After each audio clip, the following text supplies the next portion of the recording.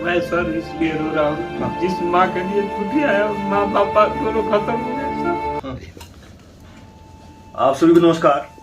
नमस्कार राजू जी। राजू जी जी सर, किस पद पे भर्ती हुए थे आप? कांस्टेबल कारपेंटर के पद पे सर। अच्छा, कब भर्ती हुए थे? जनवरी 2006 में सर। जी, ये आपका डिसमिस फ्रॉम सर्विस का मामला है? जी सर। हाँ हाँ सर। तो क्या हो गई थी कि आप डिसमिस फ्रॉम सर्विस हो गए? मेरी माँ का सीरियस बहुत गंभीर हालत में था सर, और मेरे अलावा कोई देख रेख करने वाला नहीं था सर। इसीलिए मैं छुट्टी का एप्लीकेशन दिया था, छुट्टी सेंशन था, नहीं मिला सर छुट्टी, इसलिए साहब मैं आ गया सर। माँ पुत्र मोह में सर, माँ के ममता के कारण आ गया सर। कितने भाई हैं आप? 4 भाई है सर, लेकिन 3 भाई नहीं देख रेख करता है सर। कितने दिन छुट्टी लेट हो गए थे आप? छुट्टी 9 दिन हुए थे सर। 9 दिन छुट्टी हुए थे? जी सर।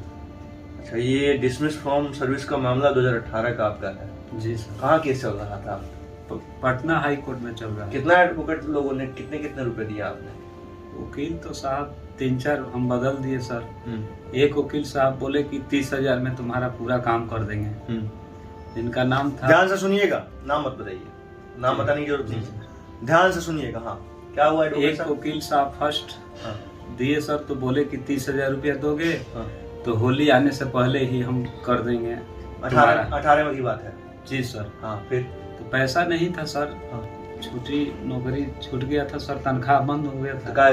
जो अभी 2006 से भर्ती थे, 18 में डिसमिस फ्रॉम, तो रुपया क्या किए? 4 बहन थी सर, मेरा पिताजी विकलांग थे साहब। भाई लोग अपना अलग पहले से ही कर दिए थे साहब। मैं ही एक नौकरी करने वाला था। मेरे घर द्वार भी नहीं था सर, कपड़ा का घर था सर, तो उसी में साहब हम अपना किए थे सर। कोई बात नहीं, घर और सब बनाए सर। और पैसा माँ के इलाजे में सब खत्म हो गया था सर। कुछ कर्ज भी था, बहन का शादी, लोग 4 बहन का शादी किया हूँ सर। इसीलिए सर हम मतलब पैसा नहीं बचा पाते थे सर।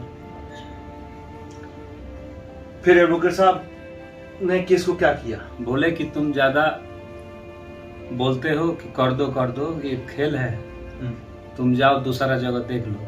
कितने दिन के बाद? 7-8 महीना के बाद सर। सुन लीजिएगा, नोट कीजिएगा सब बात को, देखिए।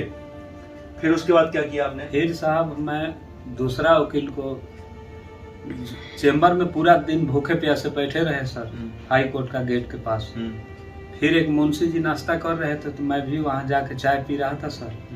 तो बोले कि क्यों उदास बैठे हो सर, क्या करते हो? मैं बोला कि मैं देशभक्त था, ऐसे ऐसे हो गया है।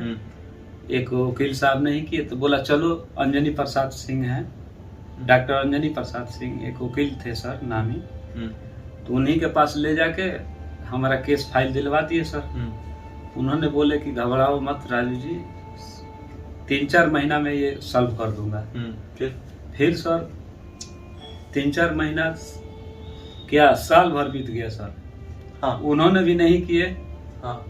कितना खर्च का है? कितना है खर्चा? ये 40,000 ले लिए सर। सुन लीजिएगा, मैं जब बोलता हूँ तो लोगों को गुनाह लगता है, मैं नहीं ऐसा बोलना चाहता, लेकिन आप लोग के बीच में बोलना बहुत जरूरी है।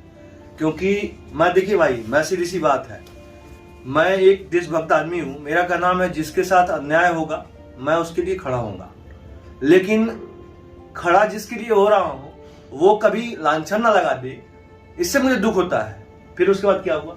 फिर साहब उन्होंने भी हमारा फाइल फेंक दिया कि ले जाओ जहां लगे। साल भर बाद, 4 महीना बाद ये 2 घटना आपको झकझोर देगी, 30,000 और 40,000, 70,000। फिर आगे गए? फिर साहब मेरी माँ पापा विकलांग थे, उनको भी ले जाके मैं उनके सामने खड़ा किया, बूढ़ी माँ को, ये मेरी माँ है, हालत तबीयत खराब है, इसी के चलते मैं आया था नौकरी। एक व्यक्ति को घर भेजने के बाद कितनी परेशानी होती है, उसके बच्चे, उसके माँ बाप, उसके परिवार के सदस्य सब टूट जाते हैं। और ये तमाम कोई भी अधिकारी है, मैं हाथ जोड़ के विनती करता हूँ, छोटी छोटी बातों पे बेशक आप सजा दीजिए, बेशक उस पर कार्रवाई कीजिए, उसको बताइए कि भाई देश से बड़ा कुछ नहीं है, लेकिन किसी को घर मत भेजिए। क्या आपके परिवार में ये लड़का होता सपोज दैट मान लेते हैं, तो क्या ऐसा होता?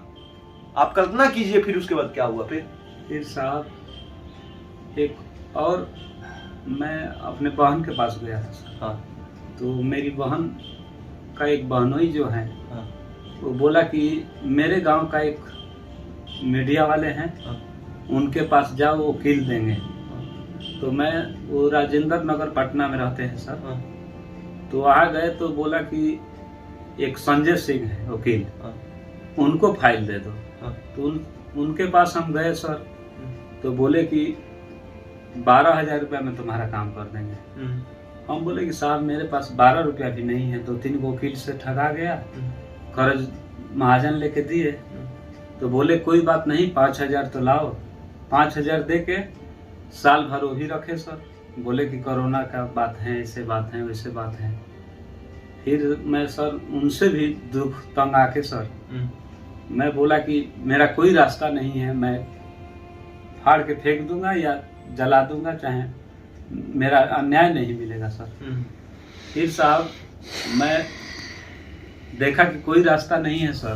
तो फिर मैं कैंप के पास गया सर एक बार, कि हमें साहब कोई कागज, हमारा सब तो जमा है, कुछ सर्टिफिकेट दे दो। देखिए, मैं आप स्पष्ट करता हूँ, एक बिहार के अधिकारी सस्पेंड करते हैं और एक बिहार के अधिकारी इनकी बच्ची के एडमिशन लेने के लिए दिल्ली में जो कार्यरत है, जो एसडीएम लेवल के अधिकारी हैं, एसडीएम लेवल की नहीं है, एसडीएम है। क्यों? जी सर। इनकी सरयोदय में इनकी बच्ची का एडमिशन कराया।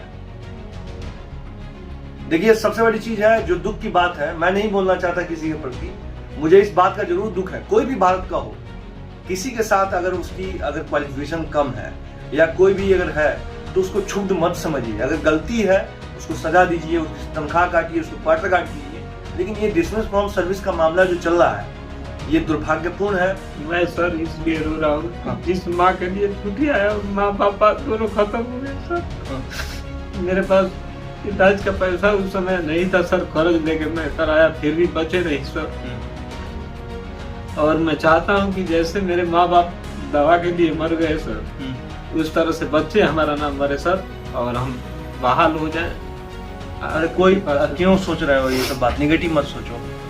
सब कुछ होता है, ये सृष्टि है, जो चाहता है वही ईश्वर होता है। शायद उस जन्म का कोई फेर होगा तुम्हारा, जो गलती किए हो वो भुगतना पड़ रहा है। लेकिन मैं यही कहूंगा कि किसी के साथ ऐसा नहीं हो। आप ठीक है, आप जाइए, फाइल लिख दीजिए मुझे, ठीक है? जी सर। ठीक है, जितनी हेल्प होगी मैं हेल्प करूंगा ब्रदर। ओके, ठीक है। आप सभी को नमस्कार। आप भी देख लीजिए और आगे भी सहयोग करें सब किसी का। नमस्कार।